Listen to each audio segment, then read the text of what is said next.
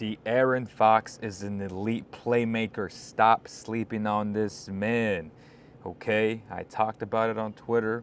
B-Ball Index has him in the 90th percentile and an A+ in box creation. This man can pass the ball. He can create for others. Okay, I want to hear no more of that. Well, he only gets 6-7 assists a game. Well, not many guys are playing with a beast like Domantas Sabonis. That's where you split the assists. Let's talk about it, though.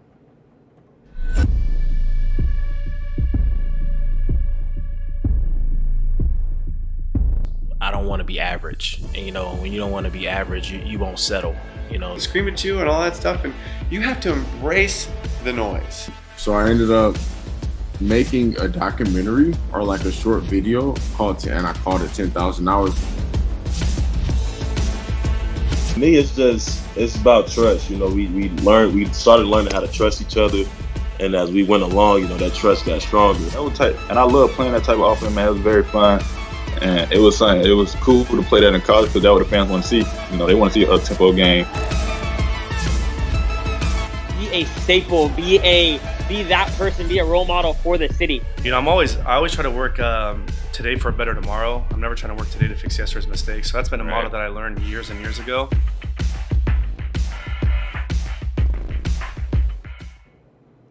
Welcome to the CK Podcast. I'm your host, Leo Biaz. We are live from the Golden One Center, and the Kings win 143-131. De'Aaron Fox finished with 30 points. Sabonis finished with 28 points, 13 rebounds, 12 assists. Another triple-double for the man. I feel like he gets one every single night. Obviously, he's always on the cusp. Maybe he misses it by one assist, and De'Aaron Fox talked about that today as well. And the guys are conscious of trying to get him that triple-double. So it's a great culture, y'all. It's a great culture. We knew who was coming in tonight. The Washington Wizards, a very uninspired, lethargic. You can go on and on about this team. This team is not very good at basketball. There's a bunch of disinterested players on this team, and you can see it. You can feel it. I don't even know what the hell they run, to be honest with you guys. I am confused and perplexed of why they're so bad. Like they shouldn't be this bad, and yet they are very bad at basketball. We're going to get into some trades that we've been seeing on Twitter and all social media platforms. We're going to talk about this game, and we're going to preview the Boston Celtics game as well on Wednesday. Biggest game of the year, maybe. Let's talk about it. Huge shout out to Medici Sacramento, the best Neapolitan-style pizza in Sacramento. You guys know it's the spot, bro. Right next to the Golden One Center. Great spot before and after every game. If you do want to go to a steakhouse, maybe change it up a little bit, Butcher and Barrel as well. Right next to the ice rink, right next to Golden One Center. A great spot to go before and after every game. Great cocktails. Just a great place overall, man. So make sure you guys check them out and support your local businesses. Sabonis, 28 points, 13 boards, 12 assists. The theme of pretty much every question was, do we take him for granted? Fan base, players, everybody nationally. Yes and no, but mostly yes. I think with Sabonis is everyone can acknowledge his greatness during the regular season. It's really going to come down to his performances in the playoffs. Last playoffs, he struggled a lot of it too. Injuries, the way they played him, how the Warriors game planned around him. He's one of those players, just like the Embiids of the world, who are going to get judged on what they do in April, May, potentially June. That's the way it goes. Is it unfair? Yes, but a lot of things aren't fair. So that's where Sabonis is going to make or change his perception nationally. I believe locally everyone loves him and appreciates his greatness. And just because I throw the term limited, that doesn't mean he's not great, okay? I believe Sabonis is limited. I believe Tyrese Haliburton is limited. That doesn't mean they're not great players. And to me, De'Aaron Fox is not limited. He's an unstoppable offensive force who can literally do anything on the floor. He has no weaknesses in my estimation. So when I use limited, again, too many people think that that means that you suck or that means that you're not that good. Like, no, like, it just means that you have 1 or 2, 3 moves and not many counters. And when you are limited, you do tend to struggle in the playoffs because teams have more time to game plan around you. So that's what limited means to me. You guys can join the conversation and let me know what you guys think. Obviously, I know the word comes with some negative connotations, but that doesn't mean you're not great, man. And like people need to stop confusing what having limitations means. I don't know who the hell is yelling, but someone's out there yelling. I have headphones on, but I can hear some of that stuff there. But yes, Sabonis is great, man. I still want him to be more aggressive offensively. I want him to look for a shot. We know his tendencies are to pass the ball, and that's okay, right?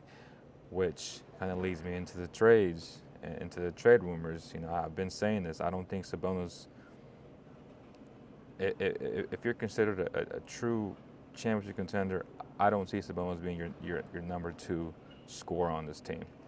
You know, I know he's going to get you 17 to 22 points, somewhere around those lines every single night. You know, he's not going to score 29 points every single night. That's not who he is. That's who we want him to be, but I've seen enough throughout his career that he's not that type of guy. Like, he's going to do everything else well, right? He's going to do everything else great. Rebound, push the ball, set amazing screens. So his screeniness is just off the charts. And this team is still in desperate need of a number 2 scorer in the starting lineup. I do believe Malik Monk, when he comes off the bench, is that guy. But I don't believe Mike Brown's going to take him off the bench. I really don't. And he shouldn't, because the bench will be depleted if he would start for you. You know, I don't trust the inconsistencies from Kevin Huerter to come off your bench and provide what Malik Monk provides every single night, right? It's not just scoring with him. It's his incredible playmaking skills, man. Like, it's truly needed off the bench, especially when you don't really have a true quote-unquote point guard.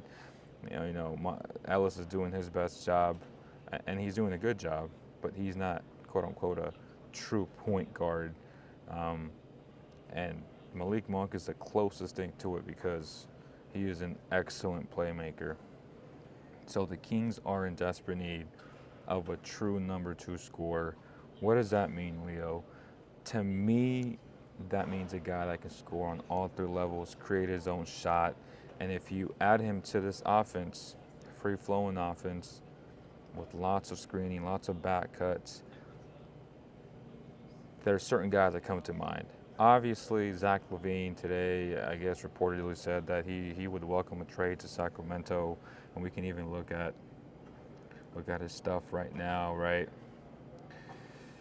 He's averaging 21 points a game, 5 boards, 3.4 assists, 33.6% from beyond the arc, 86.6% from the free throw line, which is a good thing. You know, I'm looking for a good free throw shooter without question.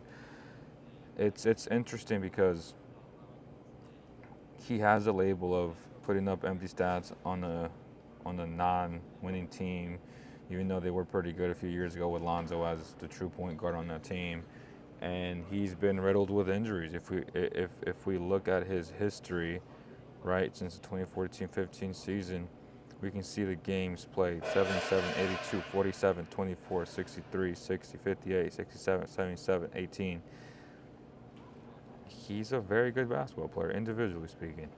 Can he be a part of a system? Can he be the second fiddle to Fox? Yes. Does he make a lot of money, too much money? Yes. It's a risk. It's a huge risk. Are the Kings willing to take that risk? I think they are if the deal makes sense.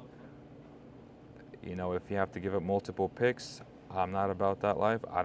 I wouldn't pull a trigger, but that's my opinion, okay? I wouldn't do it. You know, would Monte do it? Oof, I don't know. Like I really don't know if he would pull the trigger. I know he's looking at that trade, and I do think you get better in terms of overall talent, right? You swap him for a Kevin Huerter. You know, you would obviously have to give up Harrison Barnes in that trade to make the money work, and you might have to have somebody else to make the money work. But Does he put you over the top type of guy? I mean, he's not on my top 5, but I would welcome it. I'm not going to lie to you. Again, talent-wise, he's an upgrade. Does he fit with what the Kings do? Yes, absolutely. Would he be a better defender? I think he would, just because I believe Mike Brown would get him to buy in and lock in a little bit better, just like a Malik Monk who struggles at times. But the truth is, to me, my biggest concern is just his injury past, like his injury history. I don't think he can stay healthy. I really don't. And I hate saying things like that, but history has shown us that he's not a reliable guy that can stay on the court. It has nothing to do with his talent. He's an amazing talent. The guy can score the ball on all 3 levels. He's truly amazing. It's not that, man. He's just one of those guys that are labeled like the ADs of the world, like the Porzingas of the world, who is just labeled as a no-show. You know, availability is the best ability, and that's something that he really hasn't done. Now, I'm okay for guys that are making $20 million or less, but when you're talking $40 million, that's a big investment. That is a lot of your salary cap, okay? The way you construct your roster from here on out, it's going to come down to his health. And you're looking at the Suns, who took a huge risk on Bradley Beal. They haven't even played together this year, man. It's been very few in between games, less than 5 games, I think. He got hurt. It's just, man, like both Beal and Zach LaVine are amazing talents. They can score the ball. You know, obviously those two have always made a lot of sense for the Kings, but December 18, 2023, man, we know what we know. We have the data that shows it. They're just not reliable guys, and for that reason alone, that would put him on my, least favorite acquisitions. But we can't deny the explosiveness that he would provide on this team, and just that reliability of getting you buckets when De'Aaron Fox might have an off game, or where you need to go to somebody to get you a bucket, to get you to win you a game. Like, Zach LaVine is more than capable, and he's done that. So that's the part that I love, if in fact they do go and get a Zach LaVine. There are other guys. There's a lot of rumors, going around. So we definitely got to talk about that, man. Sam Lynch, Murray performing. Let's talk about it. Keegan Murray tonight, 25 points. Coming off a great historic performance, 47 points. Man, he made 11 threes in a row. He holds an NBA record. That's incredibly impressive, okay? He didn't have a letdown game. He didn't have a Harrison Barnes, I'm going to score 30 and I'm going to score 4 points type of night, man. Like, he legit broke out with a great game last Saturday, and he came back tonight against a bad team, and he performed. So shout out to Keegan Murray for sure, man. I'm loving this little breakout spell. Obviously, he's been struggling all season long offensively, but he's been a pleasant surprise defensively. He has been very good, and we got to love that, man. I'm loving what I'm seeing from Keegan Murray, and he's been part of a lot of these trade rumors, and rightfully so. Who the hell wouldn't want Keegan Murray on their team? 6'8", got a strap on him. It makes a lot of sense, but I don't feel that the Kings are going to move him, because he fills in such a need on this team, and they're looking to, potentially find another type of Keegan Murray player, a 3-and-D type of guy that can play on the other side of him. That's what they're going for, right? Like, that's what they want. Zach LaVine doesn't fit, quote unquote, that type of description. Donovan Mitchell doesn't, quote unquote, fit that type of description. But they are looking for that. So the only way I see them getting rid of Keegan Murray is if they're truly blown away by a dude who I don't know if that dude is available, that they would risk giving up Keegan, because he's such a fundamental piece to this team and to the future of this team, and he's on a rookie scale deal right now. So if you have this window, you want to build around it because he's not making damn near almost anything in terms of the type of production that he is giving you defensively and what he's supposed to give you offensively this year and what he's going to continue to give you as he improves.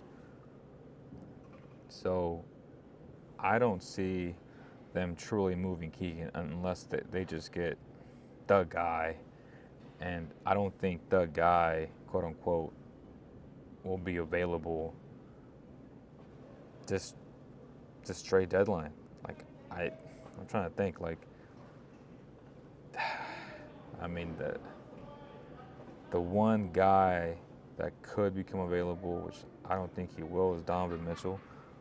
Like, the question is, would you give up Keegan for Donovan Mitchell?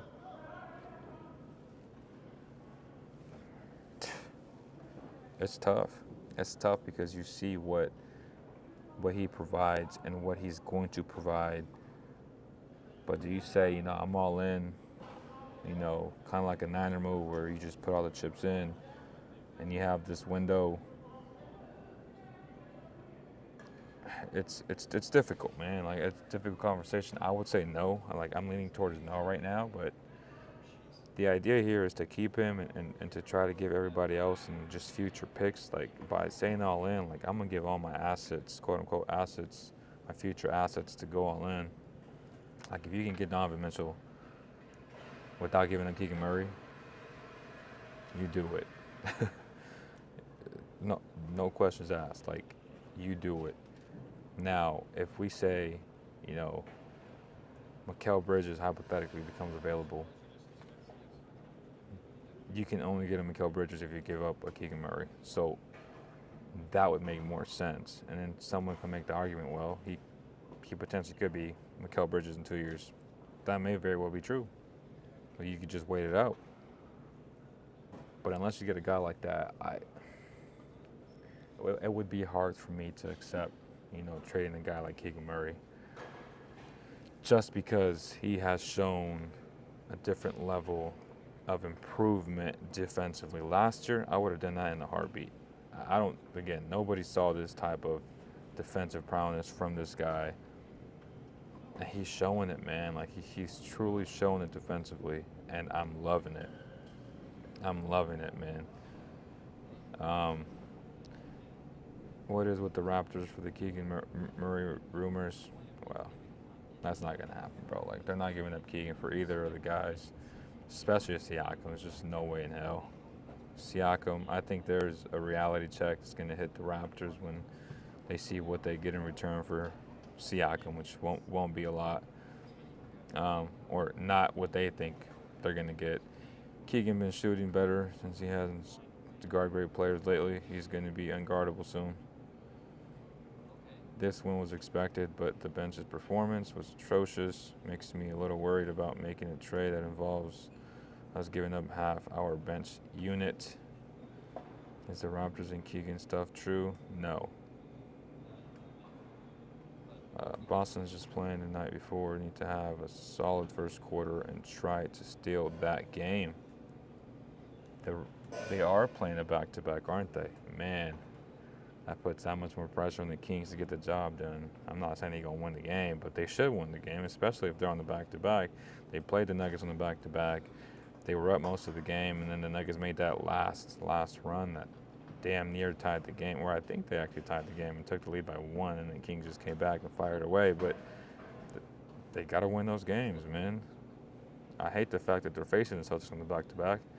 I completely forgot about that, but I want to face the Celtics at their best, with the night's rest at least, to measure where you're at as a team as well, right? Fox didn't look banged up today. That's great news against Boston. Those fans don't even watch Kings games. It's gonna be fun, man. It's gonna be a fun matchup. I'm curious to see if Porzingis plays, or who plays that night, because on a night to night, there's guys that are coming in and out of the lineup. So, and it's a back-to-back. So we'll see what they bring to the game. Dude, Levine is not a winning player. He should not be on his roster. I hear you. But the offensive explosion, the potential of it, man, it's scary. Rather push Murray to be the second option over Levine. Offensively, we don't need a difference maker. We need a game changer on defense. See, that's why I don't agree with that. Like, they need a guy. At the end of the day, bro, the Kings got stops in playoffs, and there were moments where you just couldn't find any consistency from Harrison Barnes, from Kevin Huerter, especially when they're just awful defensively, right? If they're not providing anything, offensively or defensively, and you only got Fox, and Sabonis isn't even looking at the rim, and we've seen this to be true. Like, I'm not being offensive. I'm not trying to stir the pot or anything like that. This is a fact. There are nights where Sabonis won't even look at the rim if he's struggling, and that's not a good thing.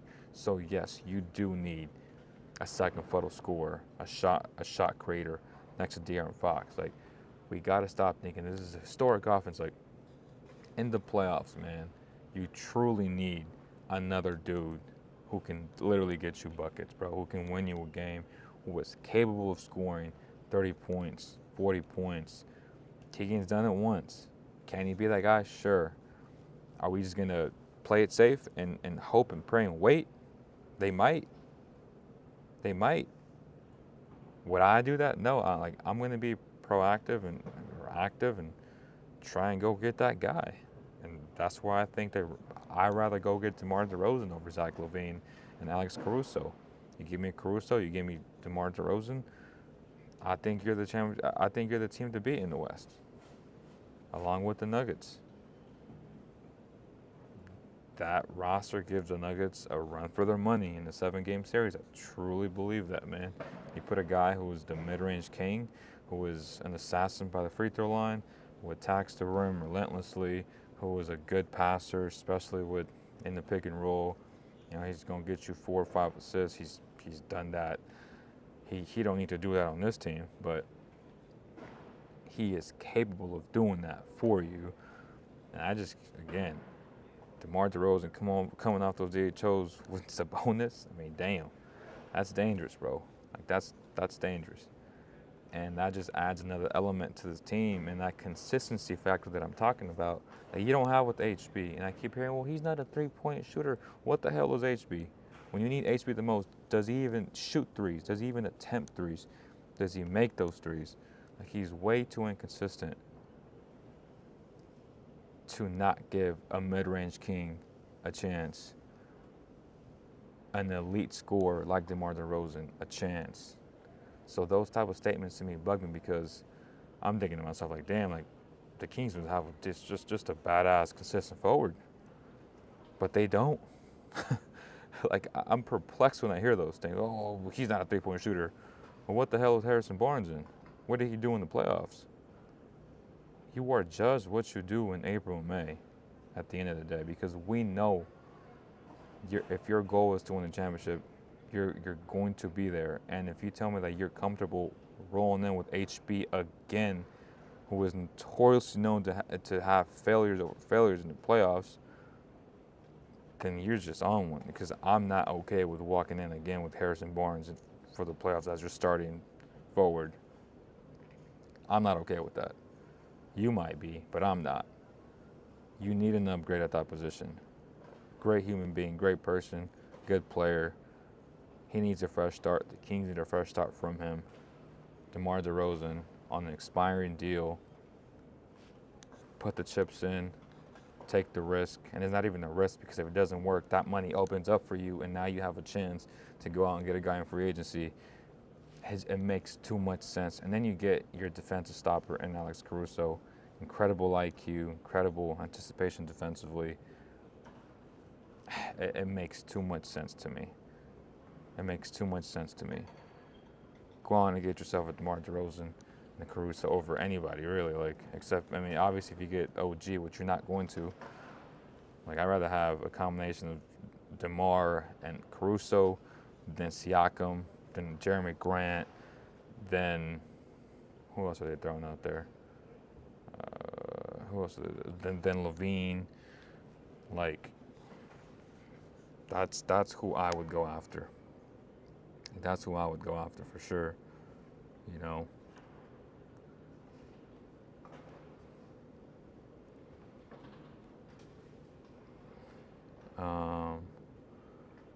Let's see. And yes, they do need a defender, man. I'm not saying you don't need defense. Like, I'm not stupid. I've been preaching this forever as well. Like, but I just feel like this idea that they don't need a great scorer, a great shot creator, that's just ridiculous to me, bro. That's ridiculous to me. You know the Kings just played a bottom 5 defensive team, right? Of course the Kings looked good offensively. Yeah. Yep.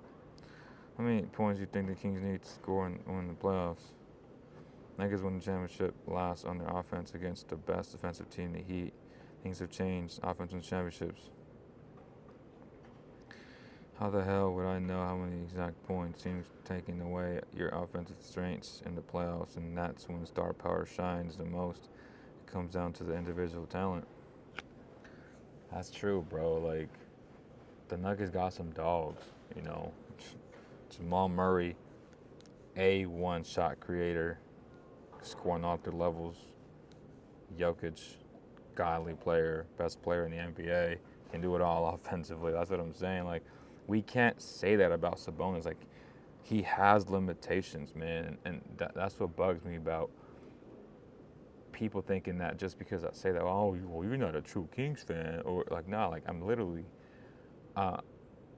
here to keep it a stack, bro. Like, he's not on Jokic's level. As great as Sabonis is, he doesn't feel the same need. He doesn't impact the same way that a Jokic does. They're just not on the same tier. He's a tier under that, which is great.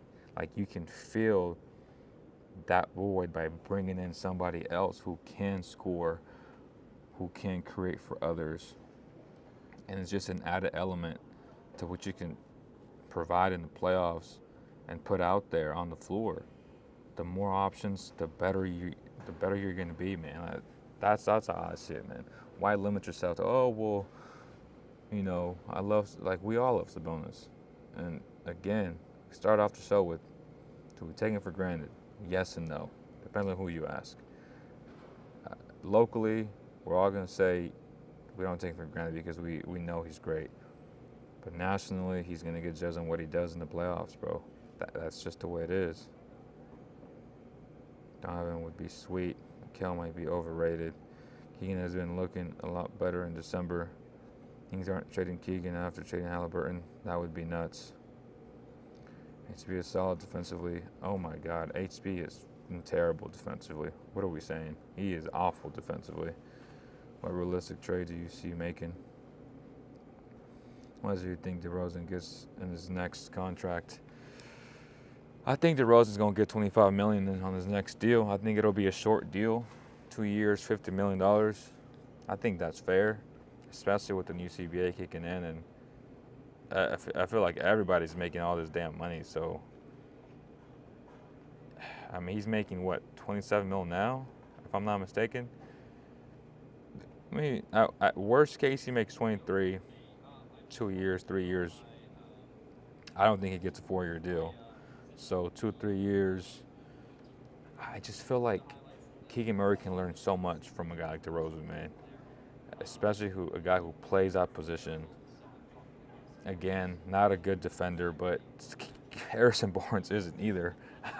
I'm saying, that's where I'm at. I'm like, well, shoot, if he's not good, then what are we gonna do?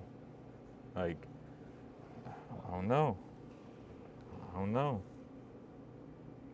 DeRozan would clog up the lane. Not sure I agree with that one. See that? I mean, I don't see how the hell he clogs up the paint though. Like how does he clog up the paint? We're acting like he's not the mid-range king. We're acting like defenses are just gonna sag off of him and play him like he's Giannis. Like, that's not how defenses play DeMar DeRozan, bro. Like, you have to be up on him. If not, he's gonna score everything, bro. Like, there's just such a misconception about how people read, watch this game. Like, people just don't understand basketball above a surface level, bro. Like, it's infuriating to me. Like, they don't play him like he's Giannis. Like, that's the only way you clog the paint, is if you play him like Giannis. You're not going to play him like Giannis. Like, you're going to continue to run your DHOs, your split cut actions. You put DeRozan in a split cut action coming off a Sabonis handoff. Holy cow. I don't think y'all understand the great spacing that creates for everybody else, because you're going to have guys cheating on that dribble handoff. Like, you're going to have guys cheating on that dribble handoff.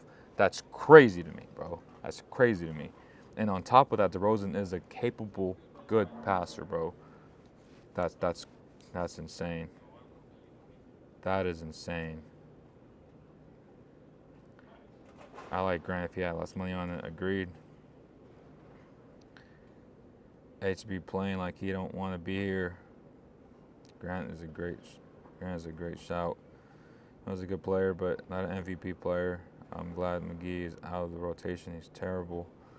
I just don't want to pay someone too much where we can't sign Monk next year. They're going to sign Monk no matter what. If Siakam or OG falls through, would you do a Barnes, Herter, Davion, Levine, Torrey Craig? I mean, if that's your only option, yeah. HB Herter needs to be upgraded. He's not a solid defender, bro. HB is not he's a terrible defender. DeRozan is better than HB and Herter combined, yes. Except if we pay for someone like Donovan. HB is a horrendous defensively, especially anywhere near the rim. Also, he sacked off the three-point line shooters way too much. So many times he goes into the paint to help and leaves his man open. 1,000%. Like, what are you doing? Like, you're not going to protect the rim. Why are you sagging off so much and helping so much? That's a huge issue, man. Great call, RP. Like that's a huge issue, man. Like, it really is. It's frustrating, bro. It's frustrating for sure. But see, if we look at, see DeMar DeRozan, bro. DeRozan. 22.5 points, 4 boards, 5 assists, 36.8, which I'm curious to see on how many attempts. Let me see. 3-point, I mean, low volume, 2.7, but 37%, I mean, that's not bad. That's not bad. I mean, again, you're not playing him like he's Giannis. That's just the truth. Like, we're not going to play him like that. So,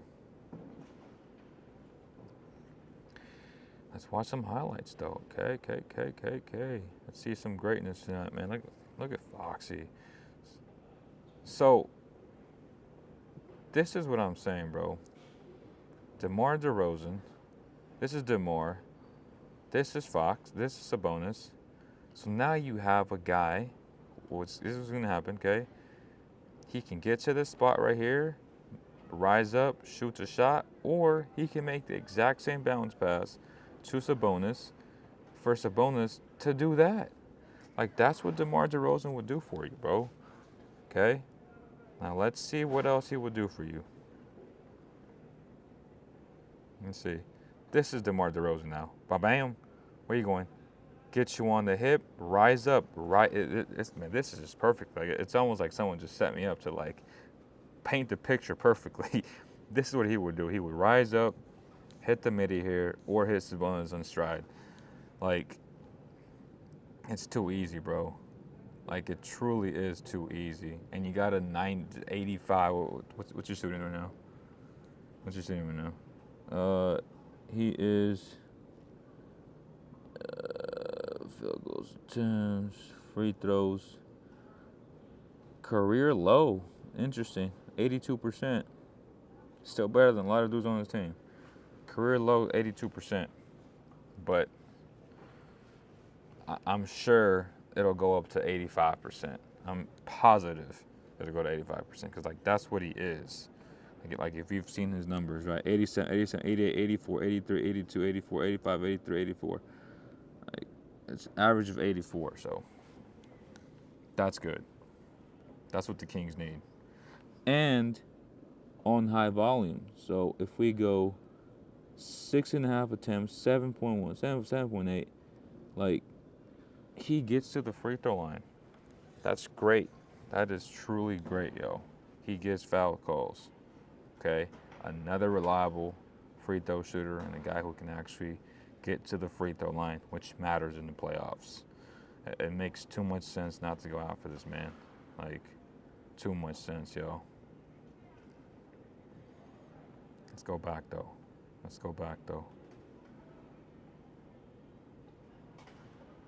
Okay. Just took too many replays here. Oh, Sabonis. In and out. He's nice. See, this is the version we don't get every night. Like, he is literally looking to chop dude's head off. Like, we need more of this Sabonis every single night. Just, I want to look at you and I'm going to just destroy you. Like that. Look at this. Bam, bam. Where are you going? Oh, foul. And one. No call. It's okay. Fight through it. Go through him. Bam. Malik. Offense. Nice tip out. Good work there. Bad box out. Damn, Foxy. Bro. DeRozan won't make too much sense on this team. I'm telling y'all. What we got here? Damn, bro. Fox is different. Fox is so good at this. I think he's sixth in deflections in the league, right? I mean, the man is just swipe of the Fox out there. Literally. I mean, look how uninterested, look how bad Jordan Poole is, bro. Like, Jordan Poole is just terrible. I mean, this dude is the epitome of, please don't ever show your kid who was playing AAU, who was growing up in the little leagues, do not show him any tape of Jordan Poole until they have matured their game, or maybe never, but especially at an early age. Like, you don't want to watch them watch this dude and just pick up a bunch of bad habits, because that is just unacceptable, man. Like, just terrible defense. And he's acting like he wanted some help, but dude, just move your feet. Damn. So imagine that with DeRozan as well. There's just so many options, bro. Like, it's truly going to be nice to watch if that trade happens, man, with Caruso and DD. But yeah, Thibault would be interesting. He don't move the needle for me, bro. Like, he's a good defender, but I don't know. That doesn't juice me up.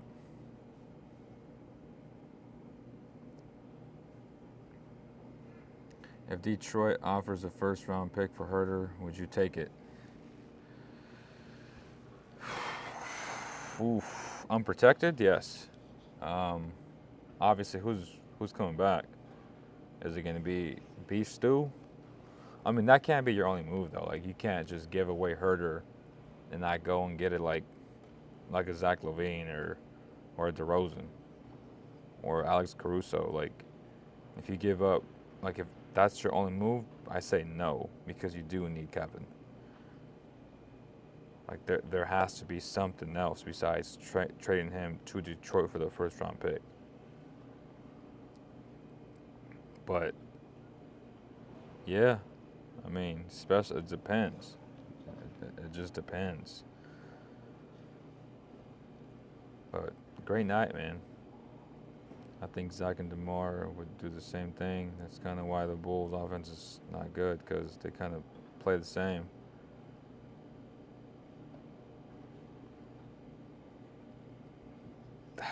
I mean,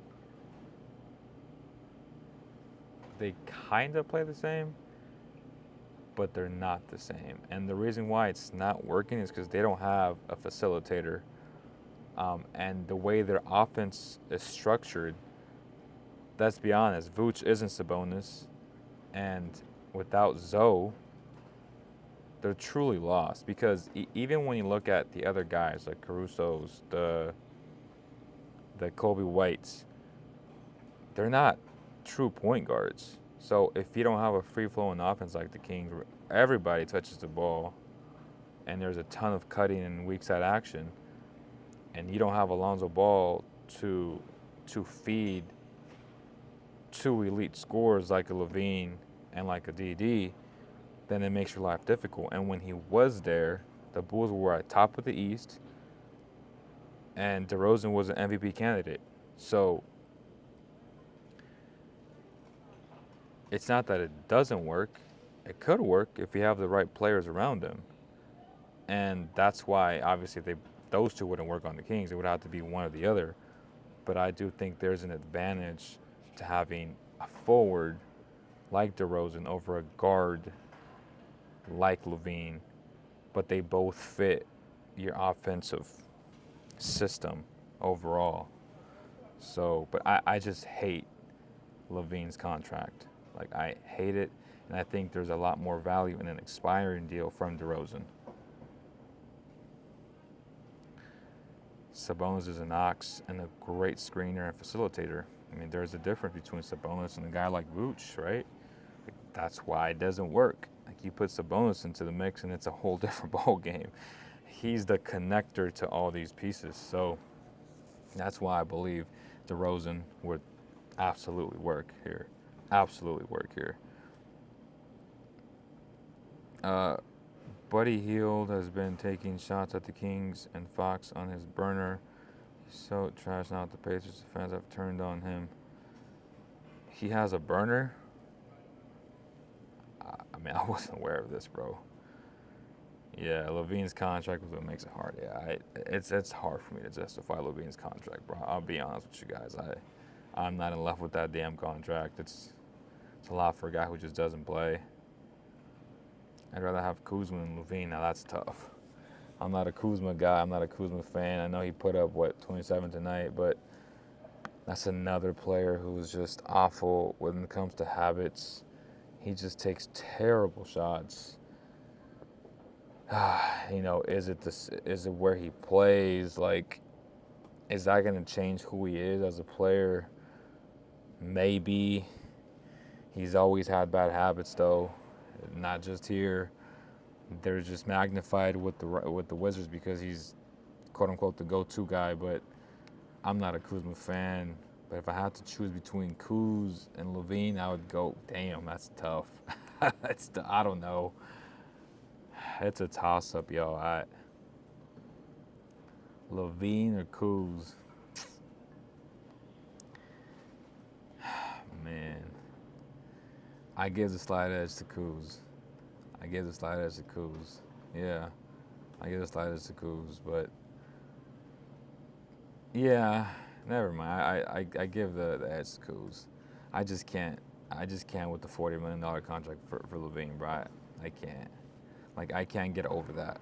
There's just no way that I get over that. That's tough to really build around, like build other pieces when one dude who's just not available just doesn't play. So yes, I'd go with Kuz.